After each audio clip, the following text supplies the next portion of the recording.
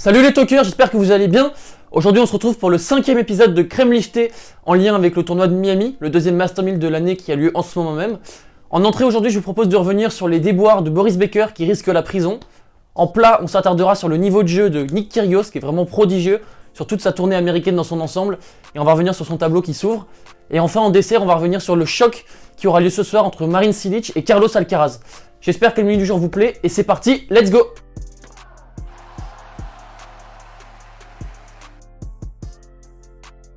Comme je vous le disais en introduction, on va revenir sur les déboires rencontrés par l'ancienne gloire du tennis allemand Boris Becker, qui est notamment connu pour avoir gagné la bagatelle de 6 tournois du Grand Chelem.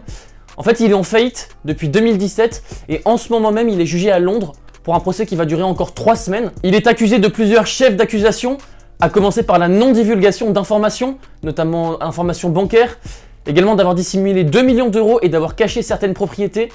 Et il est dans une mer de noir puisqu'il a une dette de 50 millions de livres. Et on se demande un petit peu comment c'est possible puisqu'il a gagné 20 millions d'euros en carrière. Et pour éponger sa dette, il a été obligé de vendre ses anciens trophées gagnés en Grand Chelem. Et on se demande comment c'est possible d'en arriver là puisque, comme je vous le disais, il a gagné 20 millions d'euros en carrière. Il a ensuite été notamment le coach de Novak Djokovic qui devait quand même le rémunérer. Djokovic qui était numéro 1 mondial à l'époque, donc qui faisait de sacrés perfs, qui gagnait un bon prize money.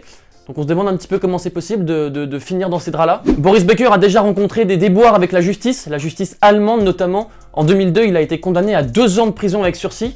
Là, pour le procès qui s'est ouvert et qui va durer encore 3 semaines, il risque jusqu'à 7 ans de prison s'il est reconnu coupable par la justice londonienne. Et j'espère sincèrement qu'il parviendra à trouver une solution puisque je préfère le savoir en tant que coach d'un potentiel nouveau joueur, surtout de la next-gen, plutôt que derrière les barreaux.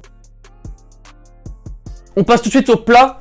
Le plat, c'est l'affiche qui a eu lieu hier entre Nick Kyrgios et Fabio Fognini. On attendait beaucoup ce match d'un point de vue tennistique, mais également d'un point de vue extra-tennistique, puisque ce sont 2 joueurs fantasques, deux véritables showmen qui aiment jouer avec le public.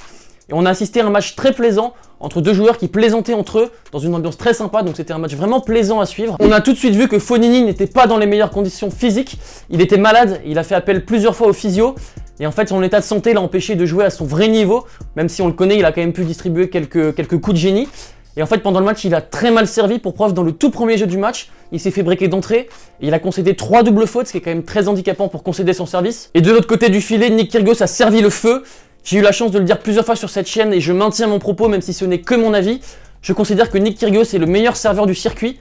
Il est capable de servir très très fort côté extérieur, au T, de faire des variations, des services kickés, des services liftés, des services à la cuillère. Et il est vraiment très impressionnant. Je vais vous lire les stats d'hier de Nick Kyrgios au service. Il a servi 10 aces, il a perdu seulement 8 points sur son service, 77% de première balle, 85% de réussite derrière sa première balle, 70% de réussite sur seconde et bien évidemment 0 balle de break concédée. Donc des chiffres particulièrement impressionnants niveau service. Nick Kyrgios a vraiment voulu raccourcir les échanges hier. Il s'est imposé en 61 minutes, 1 heure et 1 minute. Et il a sorti 22 coups gagnants. Au prochain tour, il va jouer Yannick Sinner, qui ne joue pas très bien en ce moment, qui a sauvé 3 balles de match contre Rusu Vori, 5 hier contre Carreno Busta, donc qui peine vraiment en ce moment. Et Nick Kyrgios se qualifie pour la 5e fois en 5 participations au 8e de finale de Miami. Donc c'est un tournoi qu'il apprécie beaucoup. Il avait notamment joué une demi-dingue en 2017 contre Federer. Et il joue vraiment très très bien en ce moment. C'était le cas à Indian Wells, c'est encore le cas à Miami. Il est classé 102e mondial, je vous le rappelle, c'est vraiment un classement ridicule eu égard de son niveau de jeu. Et on se demande vraiment qu'est-ce qui lui manque pour intégrer le top 10, à part un sacré mental, parce qu'évidemment, de ce côté-là, il peine vraiment. Moi, personnellement, je le vois aller très loin dans ce tournoi, puisqu'on sait que c'est un petit peu le dernier tournoi qu'il va jouer avant la saison sur Terre, même s'il est prévu de jouer Houston la semaine prochaine. La terre battue, c'est quelque chose qu'il n'apprécie pas du tout, et je pense qu'il va donner toutes ses forces dans ce dernier tournoi avant de revenir potentiellement pour le triptyque sur gazon, que ce soit le Queens, Halle et bien sûr Wimbledon. Et on passe tout de suite au dessert, donc c'est le choc entre Marin Cilic et Carlos Alcaraz. Donc d'un côté, on a un Marin Cilic qui en touche pas vraiment une en ce moment.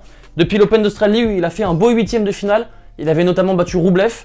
C'est 4 matchs pour 3 défaites. Hier, il a balayé Popyrin, mais on attendait vraiment une opposition un petit peu plus coriace.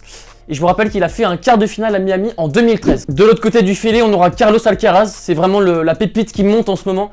Il a gagné Rio, il a fait une magnifique demi-finale à Indian Wells contre Nadal, où il a peiné dans des conditions très, très difficiles, rendues compliquées par le vent et par le niveau de jeu de Nadal qui était bien sûr très élevé. Et vraiment, Alcaraz m'impressionne sur cette tournée américaine. On voit qu'il arrive à varier dans son jeu, à rajouter de nouvelles armes dans son jeu. Je passe à son service kické extérieur. Il manie très bien l'amorti désormais. Et puis il a un coup droit vraiment somptueux, il est capable de faire reculer son adversaire d'où qu'il frappe son coup droit. Il a balayé Fucsovics au premier tour. Alcaraz et Cilic ne se sont joués qu'une seule fois, c'était l'année dernière à Estoril. Et Cilic était imposé. Néanmoins, je vois quand même Alcaraz s'imposer ce soir, même si Cilic aura évidemment plus d'expérience. Mais je pense que la jeunesse et la fougue de l'Espagnol vont l'emporter. Je vois peut-être Cilic prendre un set, mais c'est tout, pas plus. Et vraiment, Alcaraz, je pense qu'il va être très agressif. Il est vraiment sur une très belle dynamique en ce moment. Il est gonflé de confiance. Et c'est pour toutes ces raisons que je vois Alcaraz s'imposer. On arrive à la fin de la crème listée du jour. J'espère que le menu du jour vous aura plu. Demain, c'est Constantin qui vous donnera rendez-vous pour vous présenter l'actualité, votre condensé d'actu. Quant à moi, je vous dis à très vite. Ciao!